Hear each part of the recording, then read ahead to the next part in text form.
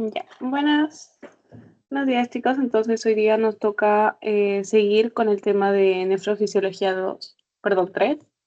Ya esa sería la penúltima clase. Y la última clase se trata más sobre regulación y sobre todos los mecanismos que tengan que ver con eso, ¿no? Sobre la regulación. Entonces, vamos a ver qué tenemos en esta clase. A ver, un momento, ya. Entonces, primero vamos a empezar hablando sobre la reabsorción renal. Ya habíamos hablado sobre la secreción, ¿no? Sobre la filtración. Entonces ahora vamos a hablar sobre la reabsorción. Una vez que ya el glomérulo ha pasado, bueno, en el glomérulo ha pasado el proceso de filtración que ya habíamos visto, que el proceso de filtración no es más que como si el glomérulo fuese un colador y colara todo, o sea, todo lo que puede pasar, todo lo pasa. Entonces, la filtración es bastante, ¿no? Imagínense si nosotros orináramos todo lo que filtráramos, entonces eso sería bastante.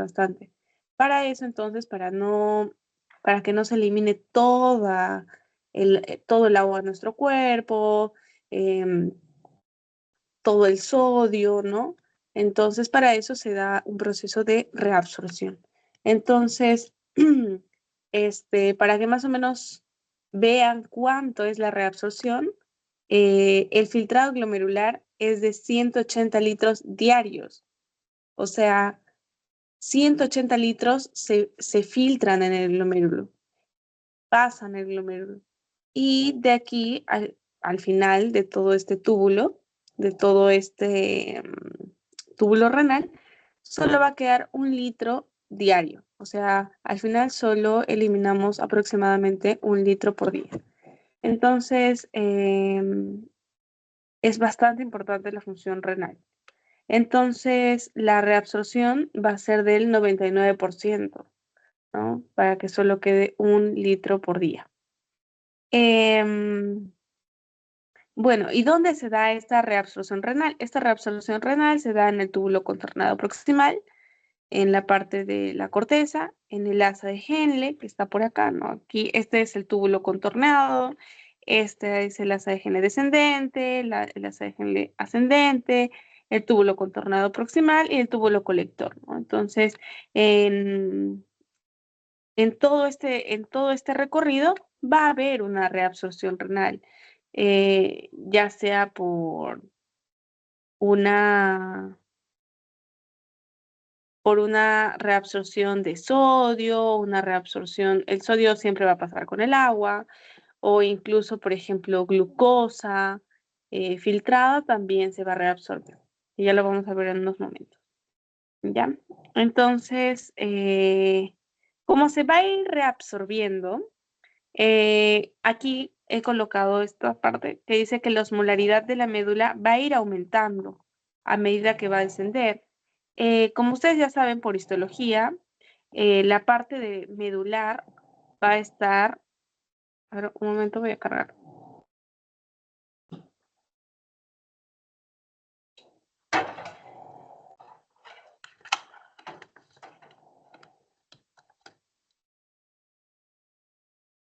Ya, perdón. Entonces, como ustedes ya saben por histología, tenemos al riñón, ¿no? Acá está, voy a intentar dibujarlo. Entonces tenemos el riñón y vamos a tener la parte de la corteza y la parte de la médula, ¿no? Entonces por acá está la corteza y acá está la médula.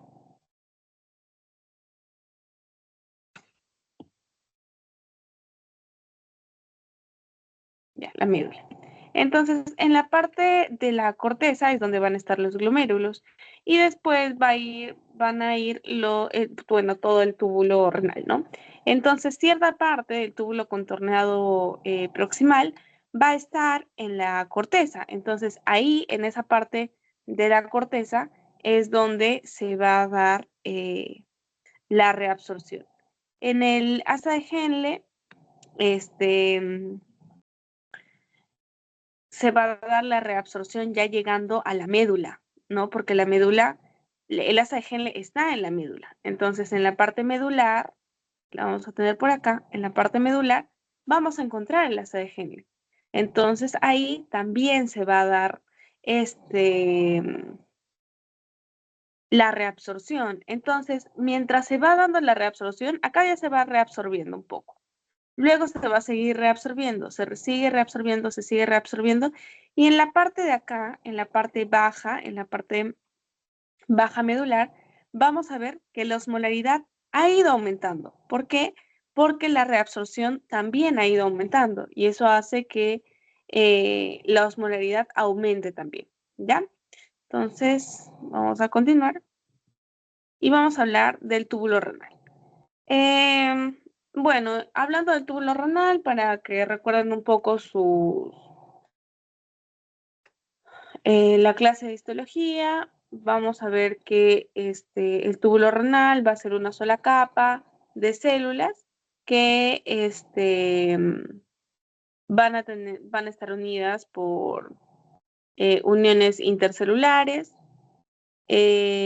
También estas uniones pueden ser, algunas son pegadas, otras son más separadas. Vamos a ver que el túbulo renal también va a tener microvellosidades. Estas microvellosidades, al igual que en el intestino, les van a servir para que aumente su superficie de reabsorción, no es lo mismo que pasa en el intestino. En el duodeno, ¿para qué hay microvellosidades? Para que justamente haya mayor reabsorción, lo mismo acá. Y las mitocondrias van a estar en borde basal, ¿no?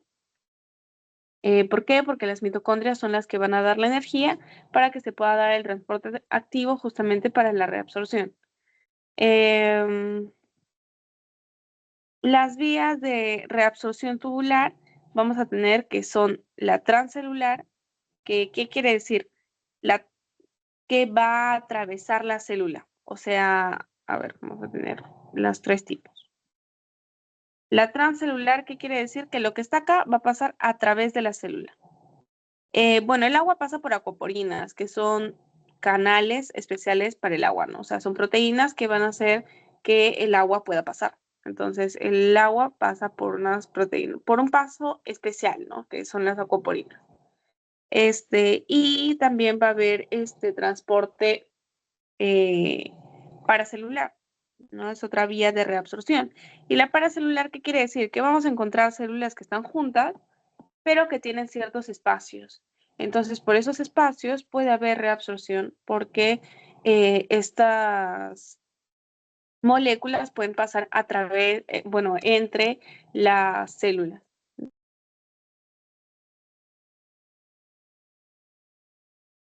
Los mecanismos de transporte en el túbulo renal pueden ser pasivo, activo primario, activo secundario, y bueno, esto ya lo deben haber visto en Fisio 1, me parece que ya lo vimos. Entonces, bueno, vamos a ver, pero para recordar, es que el pasivo ya sabemos que no gasta energía, ¿no? Justamente por eso es pasivo, porque no tiene ningún gasto de ATP. ¿Y cuál es la única forma para que no se gaste ATP? Es que sea a favor de la gradiente, ¿no? Que sea por difusión.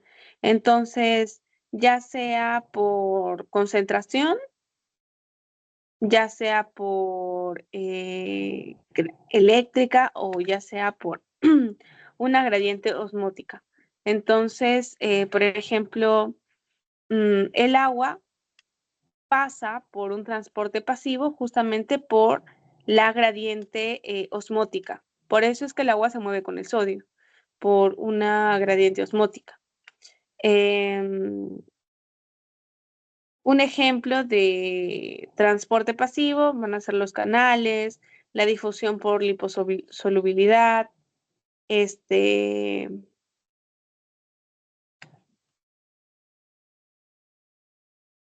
la difusión por liposolubilidad es porque pueden atravesar las membranas. Entonces, las sustancias que son liposolubles pueden atravesar las membranas y por eso pueden viajar por transporte pasivo. También entre el transporte pasivo va a estar la vía paracelular que hablábamos, ¿no? Que hay pequeños espacios que están entre las células y por ahí las sustancias pueden pasar, pero solo algunas. Entonces eso ya lo vamos a ver en un momento. Y la difusión facilitada también, ¿no? Es pasivo, pero es facilitada. y ahí tenemos el transporte de la glucosa.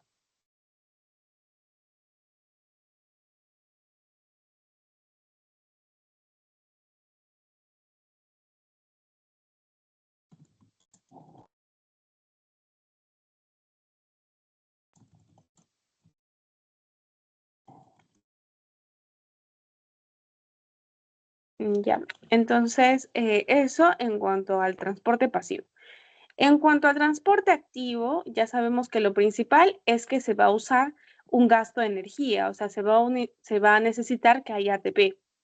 Entonces, vamos a ver que se divide en primario y secundario. ¿Por qué? Porque en el primario se va a usar el ATP directamente, ya es como una moneda de cambio.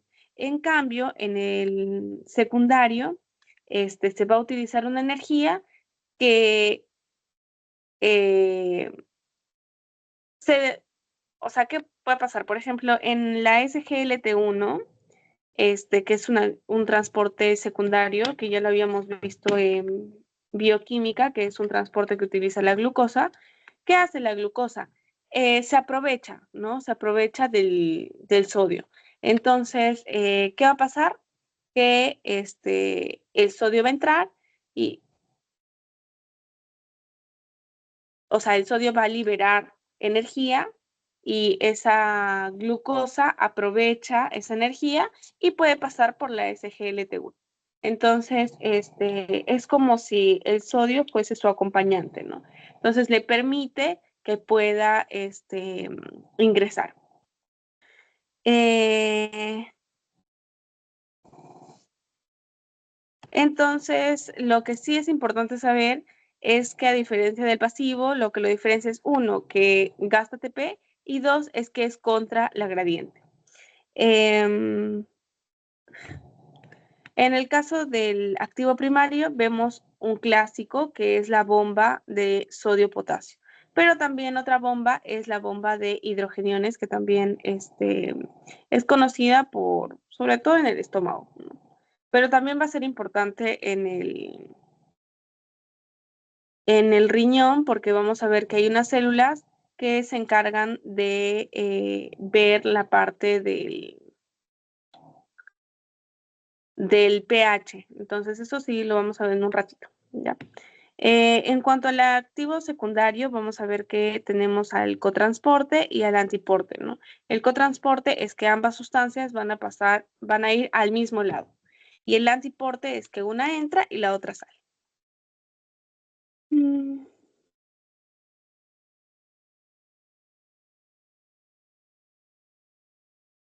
Bueno, acá les he puesto un ejemplo. Con el sodio tiene transporte tanto pasivo como activo.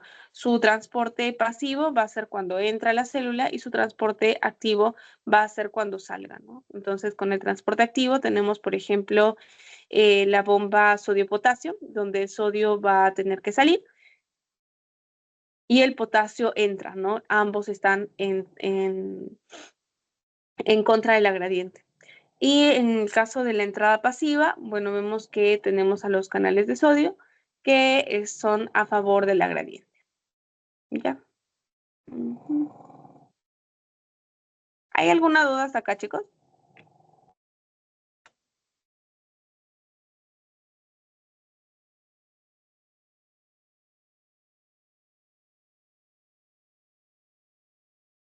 Ya, entonces vamos a continuar.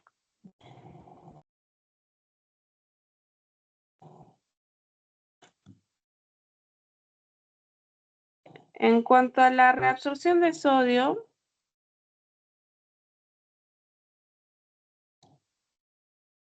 ya la reabsorción de sodio va a ser generalmente un transporte por transporte activo. Generalmente se va a dar por transporte activo. Pero acá le he puesto en cada segmento que se va a dar, qué va a pasar en cada segmento del túbulo renal. Entonces vamos a ver que en el túbulo contorneado proximal, eh, el sodio va a ir por cotransporte y antiporte. Ya, por cotransporte va a ir con sustancias como el ácido láctico, el acetoacético, y por antiporte va a ir con los hidrogeniones. Em, mientras que la salida del sodio de la célula se va a dar en el túbulo contorneado proximal por la bomba sodio-potasio ATPasa, que es un transporte activo, como ya habíamos mencionado, ¿no? Aquí en el túbulo contorneado proximal vamos a ver que hay una alta permeabilidad del sodio, perdón, del agua, y el agua siempre va a ir acompañada del sodio. Eso sí, acuérdense, ya, eso es como lo que siempre tienen que recordar para su examen, es que el sodio siempre va a ir acompañado del agua.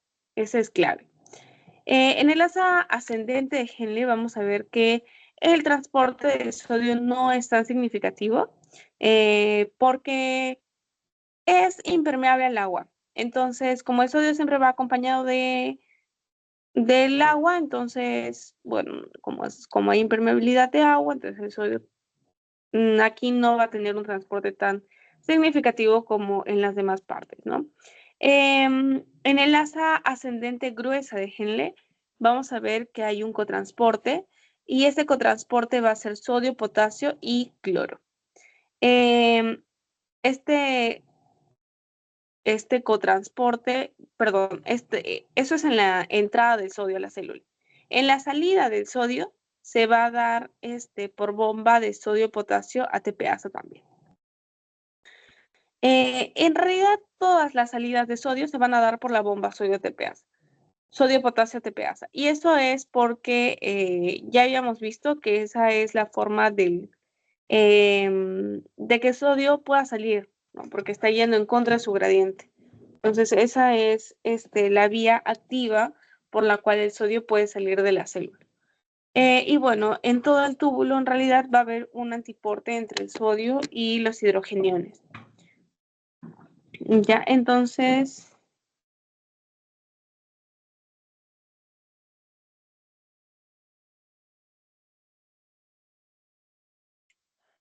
eso es en cuanto al sodio, ¿no? Vamos a ver que durante todo el túbulo del túbulo renal va a tener diferentes zonas de reabsorción. Donde no es tan significativo es en el asa ascendente delgada de Henle. En la gruesa sí va a haber una reabsorción. ¿Ya? En cuanto a la reabsorción de otras sustancias, vamos a ver que otra sustancia que también se reabsorbe es la glucosa. Y la glucosa se va a reabsorber por el SGLT1. Y es muy importante porque la glucosa se tiene que reabsorber 100%. Los pacientes diabéticos y los pacientes que tienen falla renal tienen glicosuria, o sea, glucosa en orina. Entonces, eso nos está diciendo que no está bien, o sea, no hay una reabsorción de esa glucosa. La glucosa no está siendo reabsorbida. Entonces, la glucosa se tiene que reabsorber 100%. Ya no tiene por qué haber glucosa en la sangre, en la orina. ¿Qué más no debe haber? Glóbulos rojos, ¿no? Eso también es importante, porque si no sería hematuria.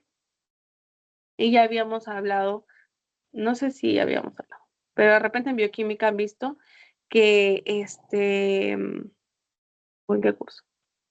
Bueno, que hay una hematuria que se puede ver macroscópicamente, ¿no? Porque la orina se ve roja, pero hay otra que no, que se tiene que ver microscópicamente, pero de todas formas hay glóbulos rojos, ¿ya? Entonces, eso sí son cosas que no puede haber en la orina, que también se reabsorbe gracias al transportador SGLT, los ácidos orgánicos, los aminoácidos, los ácidos grasos,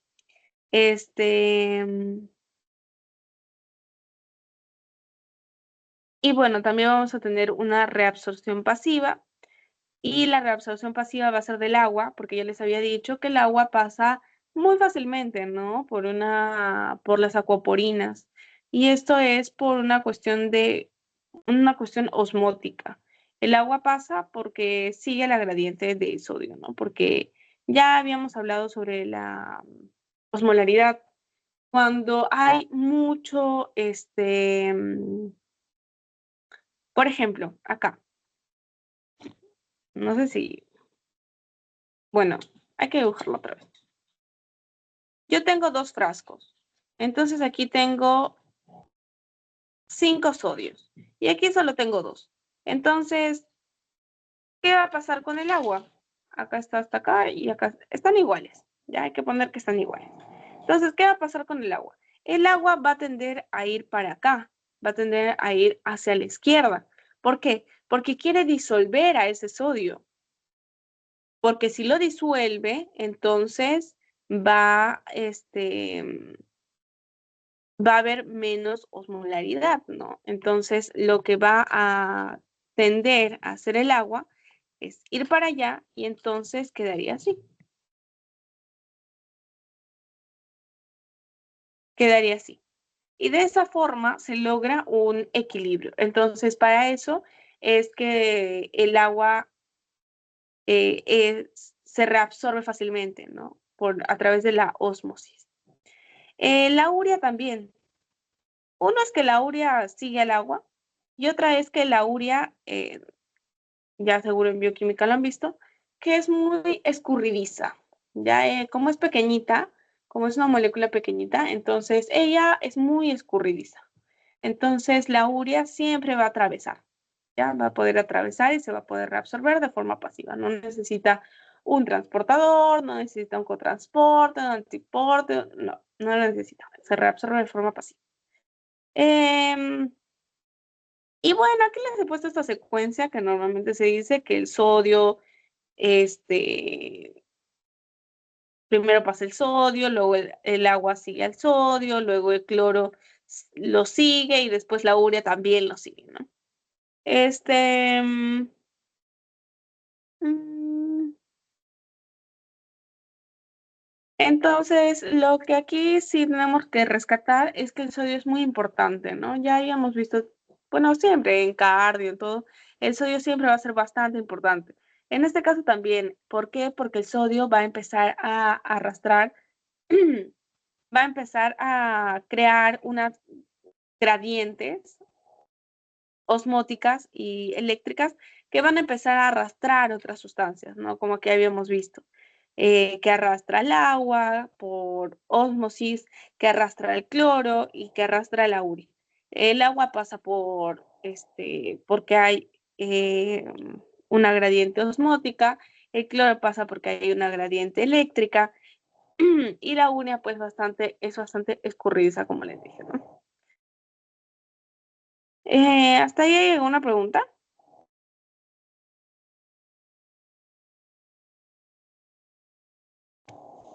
Ya, entonces vamos a continuar.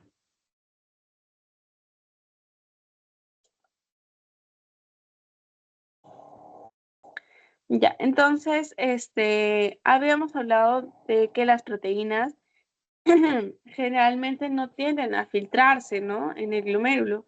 ¿Esto se debe a qué? Se debe a que las proteínas tienen un mayor tamaño de lo que puede pasar. Entonces, las proteínas van a tender a no ser filtradas, ya no ser filtradas. Entonces, vamos a ver que las proteínas, la más abundante en el plasma, ¿cuál es? La albúmina, ¿no? La proteína más abundante va a ser la albúmina. Eh, ya les había explicado que las proteínas tienen un gran tamaño y no pueden pasar, pero, digamos que algunas se escapan, ya se escapan, también son escurridizas como la urea, se escapan. ¿Cuánto se escapa? 10 miligramos, ¿ya? 10 miligramos. Entonces, orinamos aproximadamente 100 miligramos por litro de proteínas. Así poquito, a poquito porque se logran escapar.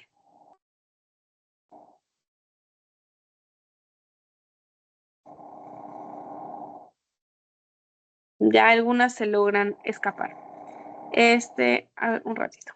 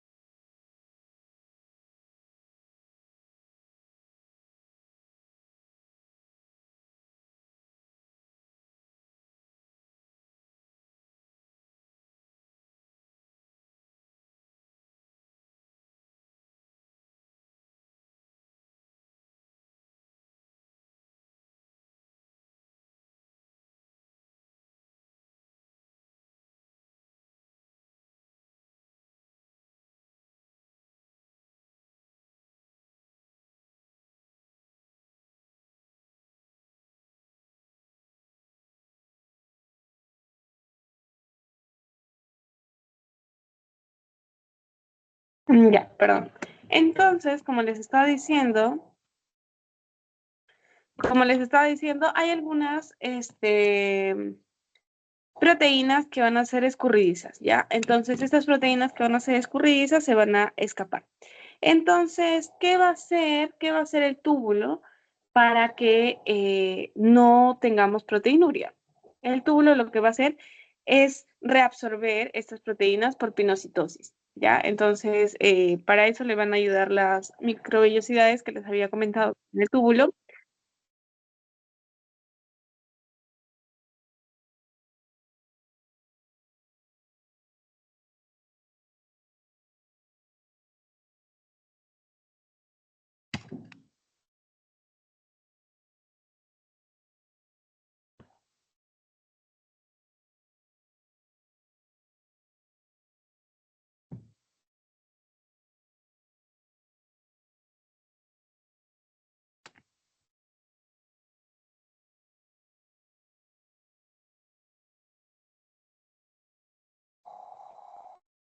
Ya, entonces, como les había comentado, van a haber por ahí algunas proteínas que se van a escapar, ¿no? Entonces, ¿qué va a hacer el túbulo renal? Las va a atrapar. ¿Por qué? ¿O cómo? Por pinocitosis. Ya las capta y una vez que ya están dentro de la célula por pinocitosis, porque ¿qué es la pinocitosis? Es cuando entra como vesículas, ¿no? Entran como vesículas y dentro de la célula, este, va a ocurrir una digestión de estas vesículas, una digestión de esas proteínas que han ingresado y entonces se van a degradar. ¿Y en qué se degradan las proteínas? En aminoácidos. Al final estos aminoácidos van a pasar a la sangre, ¿ya? Bueno, este es un esquema de todo lo que pasa en la reabsorción tubular. Vamos a ver que en el túbulo contornado proximal va a haber una reabsorción de agua, sodio, cloro, potasio, bicarbonato, glucosa y aminoácidos. Generalmente hay una reabsorción del 65% de todo lo que se ha filtrado. em, y bueno, obviamente va a haber reabsorción de agua porque la reabsorción de agua se va a dar en casi todo el túbulo, ¿ya? Entonces va a haber 65% de filtrado total y el agua sí o sí va a tener que ser eh, reabsorbida aquí. En cuanto al asa de Henle, vamos a ver que en la rama descendente delgada del asa de Henle, vamos a ver que hay una reabsorción también de agua. Hay una reabsorción de agua. Eh, en la rama ascendente gruesa,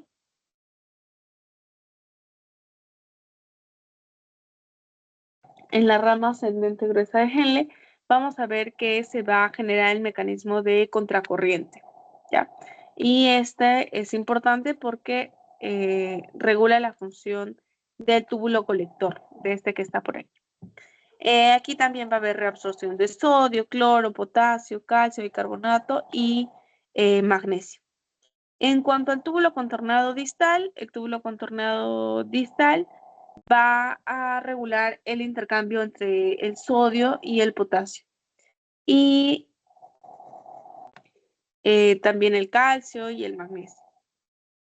Y en el túbulo colector o conducto colector, vamos a ver que hay reabsorción de sodio, cloro y agua y va a estar mediado por la HAD o la ADH, que es la hormona antidiurética. Cuando, por ejemplo, estás deshidratado, esta hormona antidiurética es muy importante porque te va a ayudar a ya no eliminar tanta agua. ¿Por qué? Porque obviamente necesitas tener una reserva. Entonces va a ser muy importante porque esta hormona ADH va a evitar que tú te estés deshidratando, ¿ya? Entonces, cuando tengas alguna deshidratación, esta ADH va a ser secretada, va a llegar hasta aquí, hasta el túbulo colector, y aquí va a hacer que haya mayor reabsorción de sodio y obviamente al haber mayor reabsorción de sodio, habrá mayor reabsorción de agua. Ahora vamos a ver parte por parte, ¿ya? Vamos a ver que el túbulo contornado proximal va a tener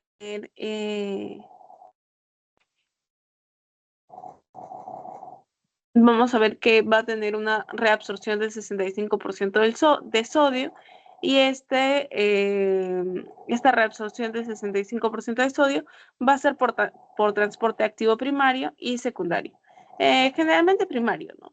Por la bomba sodio-potasio. Aquí se va a reabsorber 100% de la glucosa, aminoácidos, ácidos grasos, calcio y fósforo. Ya al 100%. Esto, acuérdense que es importantísimo que estos nunca se vayan por la orina. ¿Ya? Sobre todo la glucosa, los aminoácidos.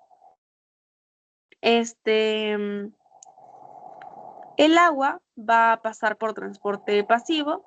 Ya sabemos que es por gradiente osmolar y por eso es que como es por gradiente osmolar, va a acompañar al sodio. Vemos también que el cloro va a ser transportado de forma pasiva. ¿Por qué? Porque el sodio va a generar una gradiente eléctrica. Entonces, al generar una gradiente eléctrica, porque va a haber más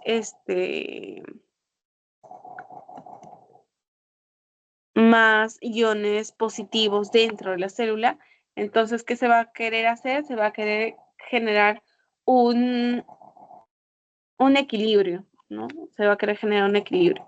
Entonces, al querer generar este equilibrio, vamos a ver que el cloro también va a pasar, ¿no? Y va a pasar por un transporte pasivo, por la gradiente eléctrica. Vamos a ver también, en el caso de la urea, la urea pasa por cuestiones de gradiente de concentración y sobre todo porque esta urea es, como les vuelvo a decir, escurridiza. Y en el túbulo contorneado proximal, vamos a ver que va a ser isosmolar. O sea, el balance entre lo exterior y lo interior va a ser igual, ¿no? Va a haber un balance entre el agua y los solutos.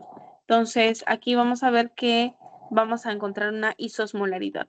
Mientras vaya avanzando, la osmolaridad que va a pasar va a ir aumentando. Ya les dije que cuando vaya hacia la parte baja de la médula, ¿qué va a haber? Va a haber mayor osmolaridad, ¿ya? Mayor osmolaridad.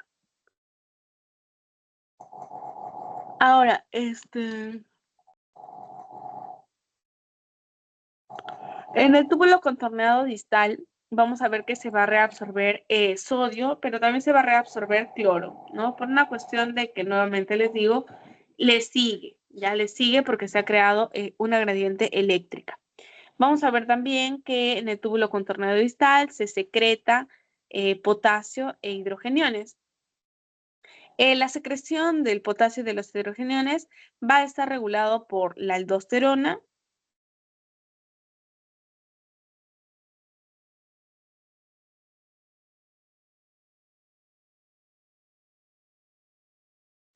y va también a tener por el equilibrio ácido-base, ¿no? Por el equilibrio ácido-base, entonces vamos a ver que hay secreción de potasio y de hidrogeniones. Ya les había dicho, pues, ¿no? Primero filtración, reabsorción y secreción. Entonces, en este caso ya estamos viendo que hay secreción de potasio y de hidrogeniones. Y el líquido que va a llegar aquí al túbulo contorneado distal va a ser hipotónico y también va a salir hipotónico. Entonces, acuérdense de eso, del proximal sale isosmolar y del distal va a salir hipotónico, ¿ya? En cuanto a las células, vamos a ver que hay dos tipos de células. Tenemos la célula principal, que va a ser importante porque el sodio y el potasio van a entrar por canales pasivos. El sodio se va a reabsorber y el potasio ingresa por la bomba sodio-potasio ATPase. que esta bomba está regulada por la aldosterona, ¿no? Por el sistema renina, angiotensina, aldosterona, este RAM. Luego vamos a tener a las células intercaladas que van a ser importantes porque van a ser importantes para la regulación del pH, ¿no? Como ya les había dicho. Entonces, cuando hay acidosis, o sea, hay mayor concentración de hidrogeniones en nuestro cuerpo, va a,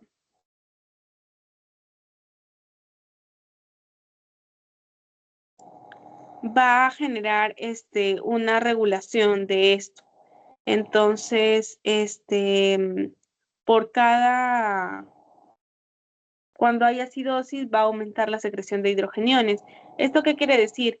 Que con la secreción de hidrogeniones se está perdiendo hidrogeniones por la orina y de esa forma ayudan también a recuperar el pH, ¿no? Porque no solo es, ya, se secretó bicarbonato porque secretan bicarbonato, entonces no solo es, ay, secretan, no, perdón, forman bicarbonato, entonces no es como que, bueno, ya, yo formo el bicarbonato y ya está, no, sino que también se tienen que eliminar a esos hidrogeniones o secretar a esos hidrogeniones. Entonces, cuando haya un proceso de acidosis, tengamos muchos hidrogeniones, ¿qué se va a hacer?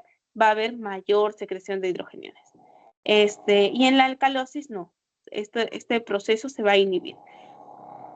¿Por qué? Porque en la alcalosis lo que tú necesitas es que haya aumento de hidrogeniones y que el bicarbonato disminuya. Ya, entonces acá otra vez para ir recordando, miren acá, los numeritos representan la osmolaridad, ¿no? Vamos a ver que en la parte baja de la CGL, ya seguro esto lo van a ver en práctica, pero me parece que había un simulador, o sea, sí hay un simulador y el doctor ponía ahí al ratón, creo que era un ratón, y empezaba a poner los datos y veías la osmolaridad que iba avanzando mientras pasaba por todo el proceso del túbulo renal. Entonces vamos a ver que en la parte baja más cercana a la médula, o bueno, en la médula, la parte baja medular, que es yendo del asa de Henle descendente al ascendente, vamos a ver que hay un aumento de esa osmolaridad, ¿ya? Un aumento de esa osmolaridad. ¿Hasta ahí hay alguna pregunta, chicos?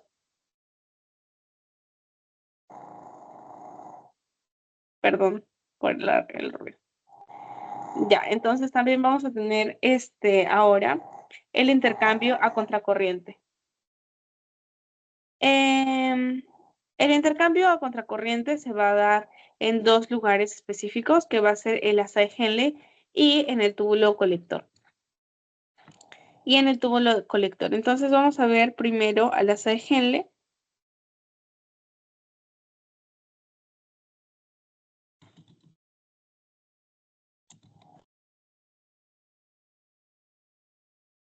Ya vamos a ver el asa de Henle. El asa de Henle va a ser permeable al agua, pero no va a reabsorber el sodio. Ya eso lo vamos a ver en el asa descendente. Entonces el agua sale y el líquido se va a empezar a concentrar. Entonces, como el agua va a salir, pero el sodio no, entonces va a empezar a haber mayor concentración. Por eso es que después del recorrido que hay en el asa descendente de Henle, ¿qué va a pasar? Que cuando llegue a la parte medular, ¿qué va a pasar? Hay mayor osmolaridad, ¿ya? Porque la osmolaridad aumenta. ¿Por qué? Porque no está saliendo el sodio, está saliendo el agua nomás. Entonces, como se está retirando el agua, queda mayor concentración de sodio o de solutos dentro del túbulo, ¿no? Entonces, es por eso.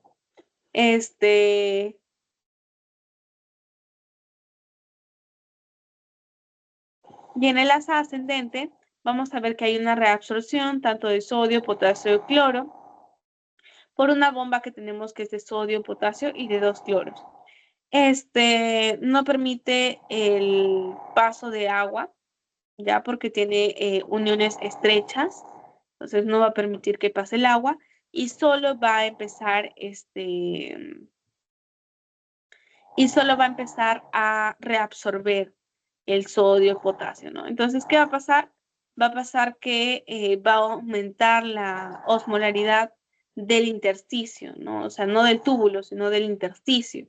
Y entonces, ¿qué va a pasar con el intersticio? Se va a volver hiperosmolar. ¿Por qué? Porque hay bastante liberación, ¿no?, de estos solutos. Vamos a ver también que como el medio externo, el medio intersticial, va a ser hiperosmolaridad, va a ser hiperosmolar. Entonces, obviamente, el túbulo, en comparación con ese intersticio hiperosmolar, va a ser hiposmolar, ¿no?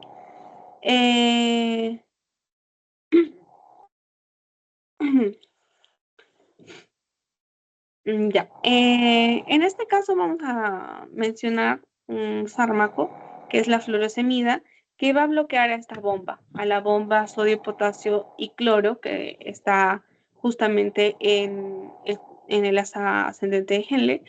Y como ya se bloquea, obviamente ya no hay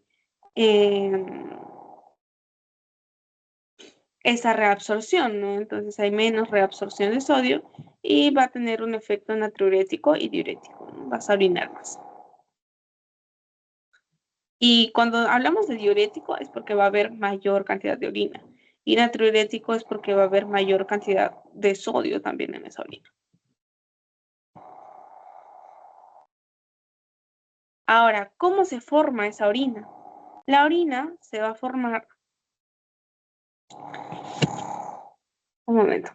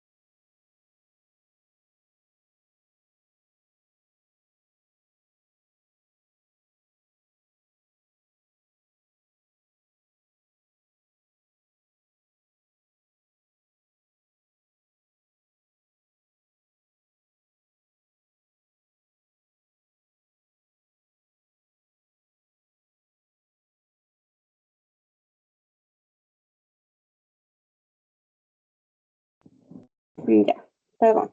Entonces, ¿cómo se va a llevar a cabo el proceso de la formación de la orina? El proceso de la formación de la orina ya lo habíamos visto, ¿no? Entonces, primero empieza con la filtración glomerular, que obviamente va a ocurrir en el corpúsculo glomerular, o bueno, el corpúsculo renal, que va a ser el glomérulo más la cápsula de Bowman, ¿no? Entonces, una vez que ingresa la sangre por la arteriola aferente, entonces va a haber eh, una filtración donde las células sanguíneas no pasan, las proteínas grandes como la albúmina tampoco pasan, este, y todo ello, ¿no? Entonces, primero se va a dar el filtrado glomerular. Ya, ese es el primer paso que va a suceder. Después, como ya les había dicho que pasaba después de la filtración, va a venir la reabsorción. Entonces, ¿dónde va a pasar todo eso? Va a pasar en el túbulo renal. Específicamente, donde hay más reabsorción, va a ser en el túbulo contornado proximal. Pero en el túbulo contornado proximal no va a haber un efecto si es que, por ejemplo, estuvieses deshidratado, ¿va a haber un efecto aquí en el túbulo contorneado proximal? No. Si estás deshidratado y necesitas que tu hormona antidiurética funcione, entonces, ¿qué va a pasar? Que necesitas que está, ¿dónde va a funcionar? En el túbulo colector. Entonces, por eso es que no solo el túbulo contorneado proximal es el que importa.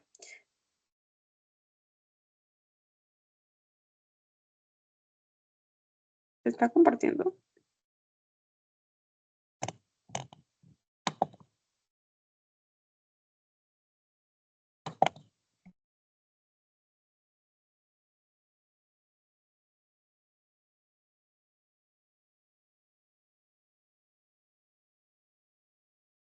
Ya, entonces no solo el túbulo contorneado proximal es el que importa, porque no solo este es el que, o sea, sí, va a tener bastante importancia porque principalmente ahí es donde va a ocurrir todo el proceso de filtración, de reabsorción, ¿no?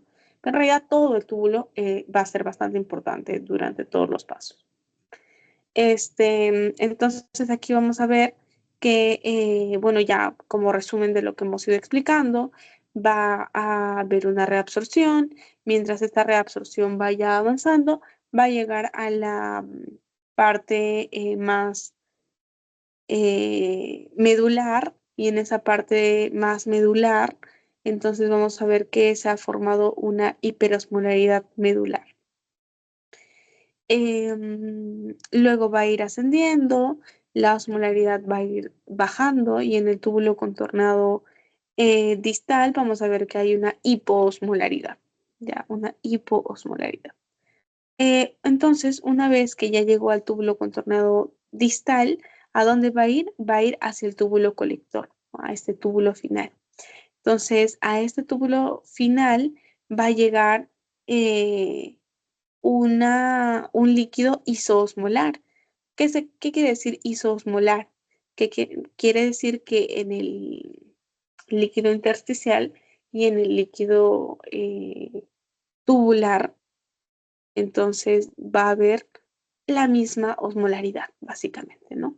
Entonces, aquí en el túbulo colector, como les había dicho, hay una regulación. ¿Por quién? Por la hormona antidiurética, por la ADH o HAD. La verdad, yo le digo ADH, es más sencillo. Y esta ADH, ¿qué va a hacer? Abre los canales de agua, abre las acuoporinas. Entonces, como abre las acuoporinas, facilita obviamente que el agua se reabsorba, ¿no? Se reabsorba. Entonces, cuando estamos deshidratados, va a venir esta ADH que va a hacer su trabajo abriendo los canales de sodio, y va a llevar a que haya mayor reabsorción de, perdón, los canales de agua, haciendo que haya mayor reabsorción de agua. Pero ¿qué va a pasar? Le estás quitando agua. Es como si, bueno, no importa. Entonces, como le estás quitando agua, ¿qué va a pasar? Se va a concentrar más porque hay más soluto, ya no hay tanto solvente. Entonces, ¿qué va a pasar? La orina va a estar más concentrada, ya más concentrada. ¿Qué pasa si no hay ADH? La orina está más diluida porque ya no hay tanta reabsorción de agua, ¿ya? O sea, esa reabsorción profunda que hace o extensa que hace el ADH ya no se está dando. Entonces, sí, se reabsorbe lo que debería, pero ya no tanto, ¿no? Ya no en exceso como lo hace la ADH. Entonces, ¿qué va a pasar? Que la orina va a estar más diluida. ¿Ya?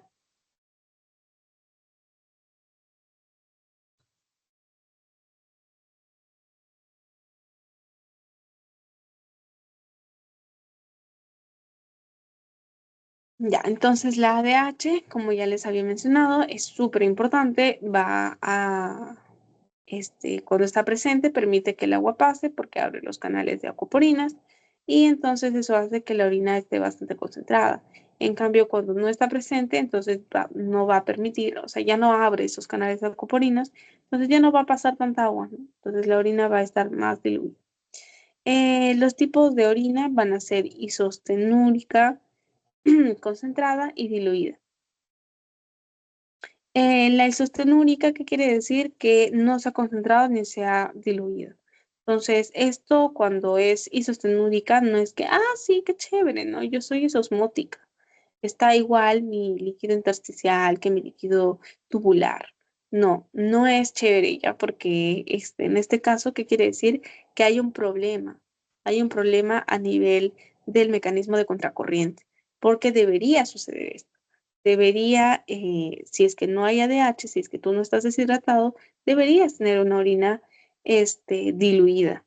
¿Ya? Eso es por el mecanismo de contracorriente. Entonces, si hay una isostenúrica, si hay una orina isostenúrica, también está mal, ¿ya? Si está concentrada es porque, bueno, la ADH ha funcionado.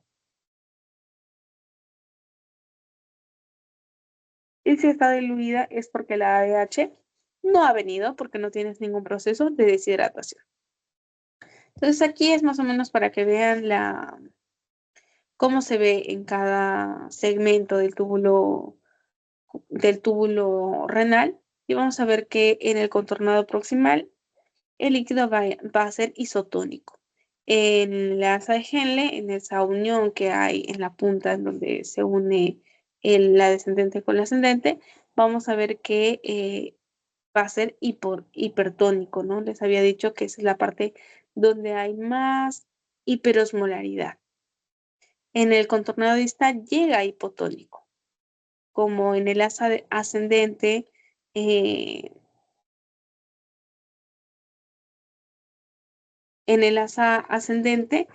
se ha ido volviendo hipotónico y así llega al túbulo contornado distal, llega hipotónico.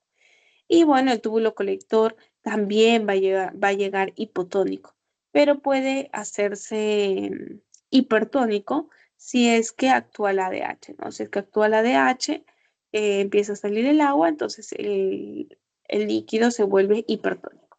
Entonces, eso es lo que pasa con la orina. Ahora, a ver,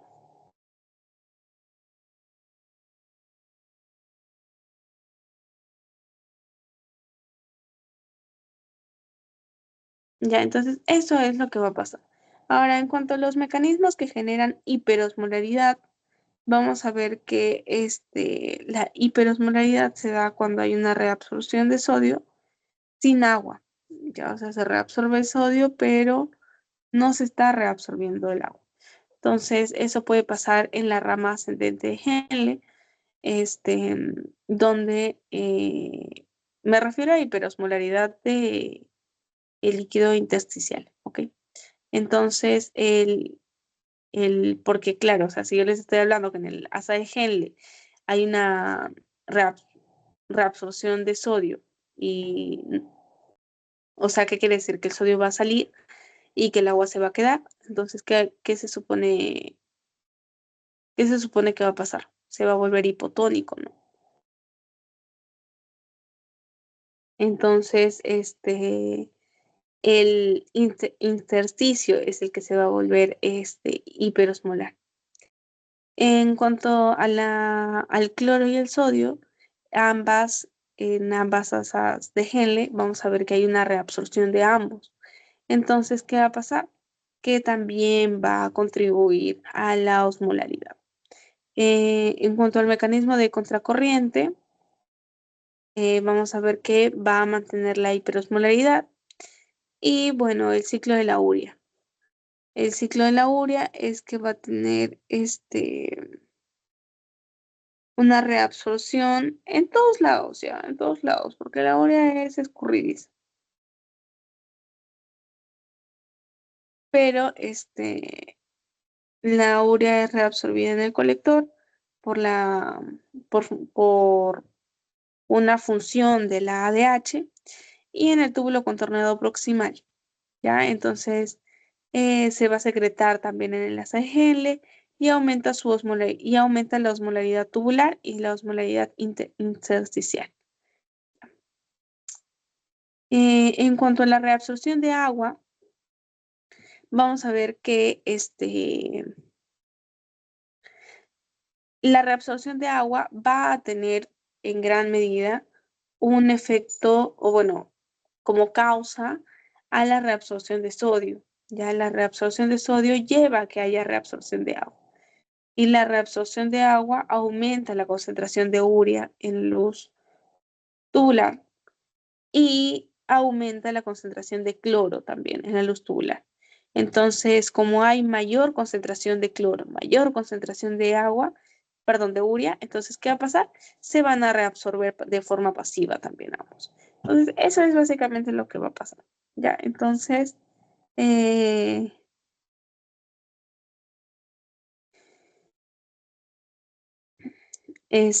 vamos a ver que tenemos que existe un gradiente osmolar, ¿no? En el intersticio pasa de 300 a 1200 miliosmoles. En el túbulo de colector es aproximadamente de 100 miliosmoles en el túbulo colector, o sea, ya en la parte casi de la salida. Este, no hay espacios entre las células, entonces el agua no puede pasar por ahí, por la vía paracelular, no se puede aprovechar de esta vía. Entonces, ¿por dónde puede pasar? Por una reabsorción transcelular, que quiere decir a través de las células. ¿Y esto quién lo va a mediar? Lo va a mediar la ADH, que es la hormona antidiurética. ¿Ya? Y bueno, lo de la ADH ya les había mencionado que es importante porque va a actuar en el túbulo colector. Eso sí, acuérdense siempre, siempre, siempre, túbulo colector. La ADH funciona o tiene su función en el túbulo colector, porque ahí tiene sus receptores. Con sus receptores va a activar a la adenilciclasa. Ya sabemos que hace la adenilciclasa. La adenilciclasa forma AMP cíclico a partir del ATP. ¿Y qué más va a hacer? Va a insertar acuoporinas, ¿no? Y las acuoporinas son el transportador del agua. Entonces, va a insertar las acuoporinas, este, y ya está. Eso es lo que va a pasar. Ya, eso es lo que va a pasar. Entonces, ya sabemos que ocasiona el agua.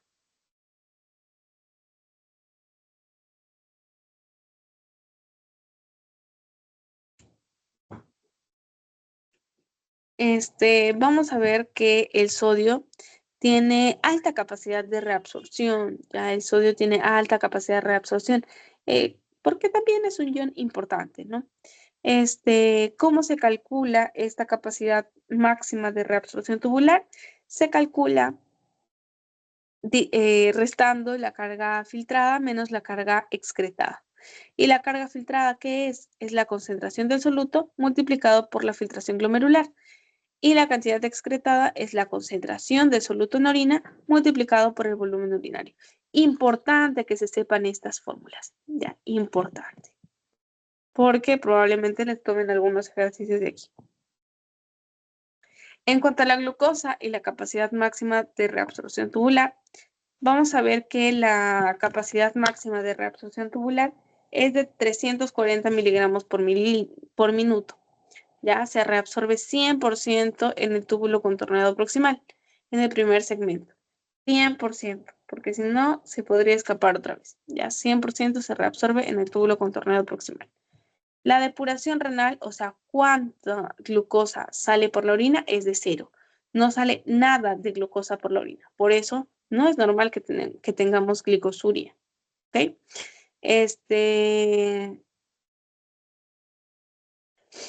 Pero ¿qué pasa? ¿Qué pasa con las personas diabéticas? Las personas diabéticas que tienen una diabetes mal controlada, entonces, ¿qué pasa? Que su glucosa está altísima, altísima, altísima. Llega a más de 180, son más glucosa que persona, ¿no? Entonces ya están por 200.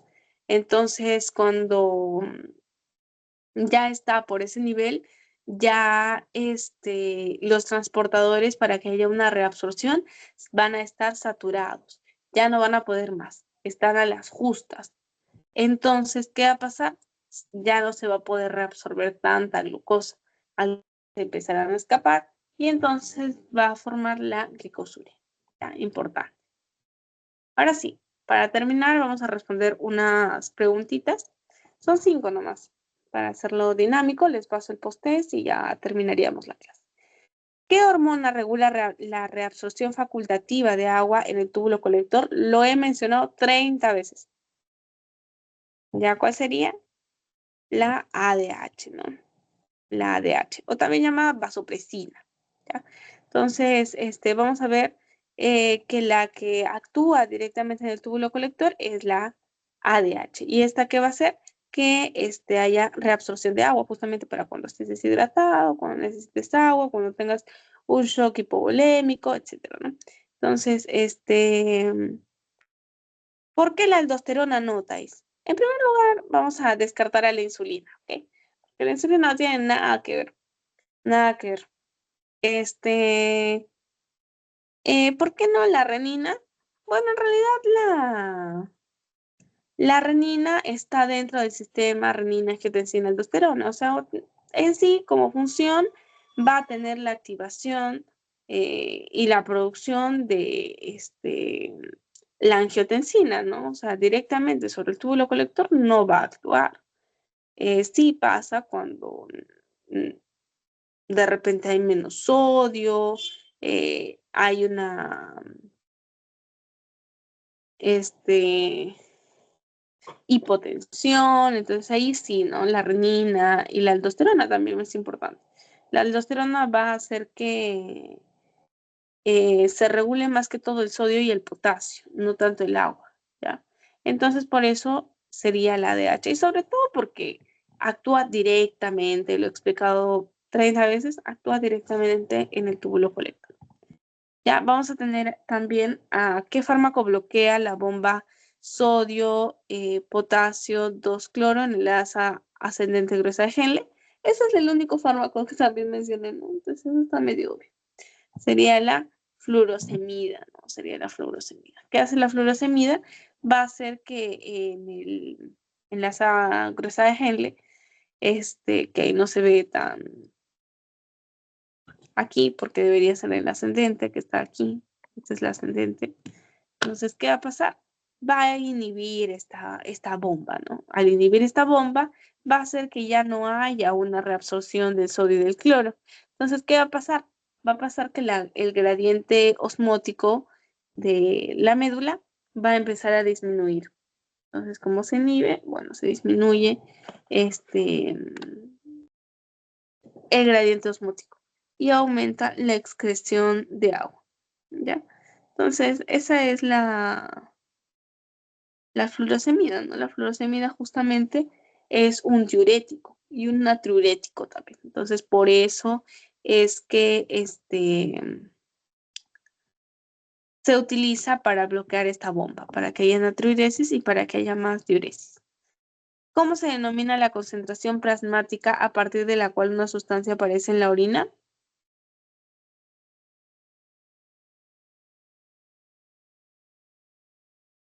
¿Cómo se llama? El umbral plasmático, ¿no?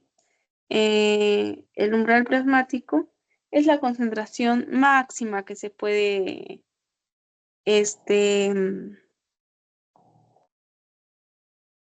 va a haber en el plasma, ¿no? Que hay en el plasma, ¿para qué? Para que se pueda reabsorber lo suficiente, que no agote sus receptores y que no aparezca en la orina, ¿ya?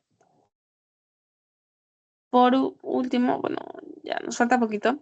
¿Qué porcentaje de glucosa se reabsorbe normalmente en el túbulo contornado proximal? 100%, ¿no? 100% ya les había comentado que el túbulo contornado proximal es importantísimo, importantísimo. Sobre todo porque ahí pasa casi toda la reabsorción. O sea, después ya se va reabsorbiendo sodio, va a haber potasio, va a haber otras cosas, pero es importante que en el túbulo contorneado proximal esté bien. ¿Para qué? Para que haya una reabsorción completa de la glucosa, porque no debe haber glucosa en la orina. ¿Ya?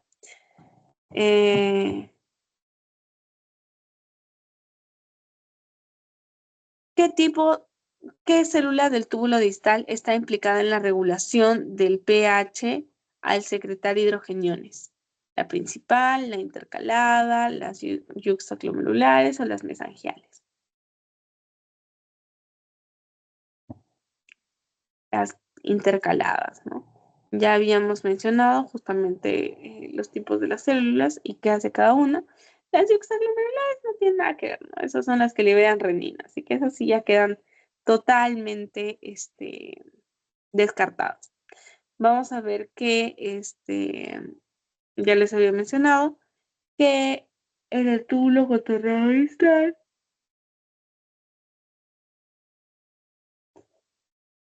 para colmo, las yuxtaglomerulares no están en el túbulo, ¿no? Las mesangiales tampoco. Entonces estaría entre las principales y las intercaladas. Entonces, hay dos tipos de células. Vamos a tener, ya sabemos que las había mencionado, ¿no? Las principales y las intercaladas. Las principales se van a encargar de lo que tiene que ver con la reabsorción del sodio, mientras que las intercaladas sí son las que van a regular este equilibrio del pH, ¿ya? Entonces vamos a tener a las que secretan hidrogeniones y las que secretan bicarbonato, ¿ya? Dependiendo de el momento, ¿no? Si es que estás en una alcalosis, obviamente, tienen que tienen que secretar bicarbonato, ¿no? Porque si estás en una alcalosis, secretar no se refiere a que lo va a secretar hacia la sangre, porque si no, imagínate, estás en una alcalosis, si hubiese más bicarbonato en sangre, la alcalosis va a ser peor. Si no, secretar se refiere hacia el túbulo. ¿Para qué? Para que de esta forma haya este bicarbonato se elimine, para que ya no haya alcalosis, ¿ya? Y cuando hay acidosis, se secreta hidrogeniones para que estos hidrogeniones se eliminen y ya no están. Entonces, eso sería todo. Voy a pasarles el post-test. Un momento.